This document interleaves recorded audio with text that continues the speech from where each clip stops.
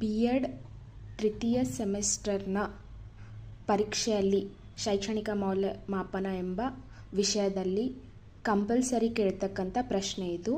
ಈ ಕೆಳಗಿನ ಒಂದು ಪರೀಕ್ಷೆಯ ದತ್ತಾಂಶಗಳಿಗೆ ಸರಾಸರಿ, ಮಧ್ಯಾಂಕ ಮತ್ತು ಬಹುಲಕವನ್ನು ಕಂಡುಹಿಡಿಯಿರಿ. ಮೀನ್, ಮೀಡಿಯನ್, ಮೋಡ್.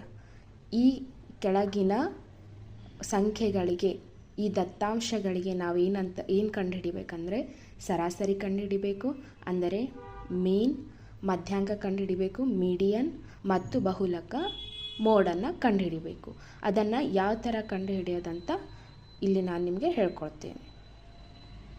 ಫಸ್ಟ್ ಸ್ಟೆಪ್, ಕೊಟ್ಟಿರ್ತಕ್ಕಂಥ ದತ್ತಾಂಶವನ್ನು ನಾವು ಟೇಬಲ್ ರೂಪದಲ್ಲಿ ಬರ್ಕೊಳ್ಳೋಣ. ಟೇಬಲ್ ಥರ CI 0 to 10, ನಂತರ 10 to 20, 20 to 30, 30 to 40, 40 to 50, 50 to 60, 60 to 70, 70 to 80, 80 to 90, 90 to 100. ಇದು ನಮಗೆ ಕೊಟ್ಟಿರ್ತಕ್ಕಂತಹ ಕ್ಲಾಸ್ ಇಂಟರ್ವಲ್ಸ್ ಇವು. ಅದೇ ಥರನಾಗಿ ಫ್ರೀಕ್ವೆನ್ಸಿ ಏನಿದೆ, 0 to 10 3, 3, 5, 7, 10, 12, 15, again 12, 8, 6, 2. ಇಷ್ಟು ನಮ್ಮ ಫ್ರೀಕ್ವೆನ್ಸಿ ಆಯಿತು.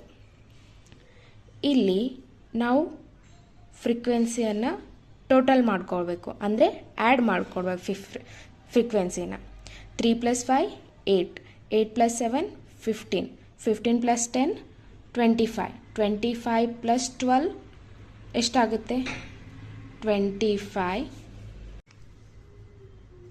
25 + 12 37, 37 + 15 37 + 15, 5 + 7 12, 1 carries, 3 + 1 4, 52, 52 + 12